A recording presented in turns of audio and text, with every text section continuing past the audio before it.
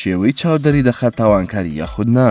زاناکان ئەویان سۆتە ڕوو کەوا شێوەی چاویش بۆی هەیە کەسەکان جیا بکاتەوە ئایا تاوانکاری یاخود نا. لەناو ئاژەڵاندا ئەوەی گیانلەبەرانی ناو چاویان دیێرەشکۆلەیە ئەوە بە گیانلەبەرە دڕندەکان هەژمار دەکرێن. ئەوەی گیانلەبەرانی کە ناو چاویان پان و ئاسۆییە بە گیانلەبەرە نێچیرەکان هەژمار دەکرێن. ئەم بیردۆزە بە شێوەیەکی کەمەک جیاوازتر بەسەر مرۆڤیشدا جێبەجێ دەبێت کە ئایا تاوانکاری یاخود نا. فەیلسوفێکی یابانی لە ساڵی 1965دا بیردۆزی سەنباکووی داهێنا بەپێی چاو مرۆڤ دەکات بە سێ جۆرەوە. ئەو کەسانی بەشی سپیایی چاویان کەوتوتە خوارەوە واتە چاویان کەوتوتە بەشی سەرەوە ئەوە تەمەنیان کورتە و دمردنیشان ئاڵۆز و نادیارە و سروشتی نییە. ڕاگەم میرە دیانە و مایکل جاکسۆن و جۆن کەنەدی و ئەبراهەم لینکۆڵن. بەڵام ئەوانەی چاویان بە پێچەوانی ئەمانەوەیە سپیایی چاویان لەسەرەوە زیاترە واتە چاویان کەوتوتە بەشی خوارەوە. ئەم جۆرە کەسانە سروشتی نین و کێشەی دەرونیان هەیە و تاوانکارەکان لەم جۆرەن. وەک چارلز مادیسۆن کە کەسێکی پیاوکوش بوو. بەڵام کەسانی ئاسایی و سروشتی چاویان ڕێککەوتوتە ناوەڕاستەوە واتە سپیایی چاویان نە لەسەرەوە نە لە خوارەوە نییە بەڵکو چاویان ڕاستە و خۆ لە ناوەڕاستدایە. ئایا تۆ لە کام جۆرەیانی؟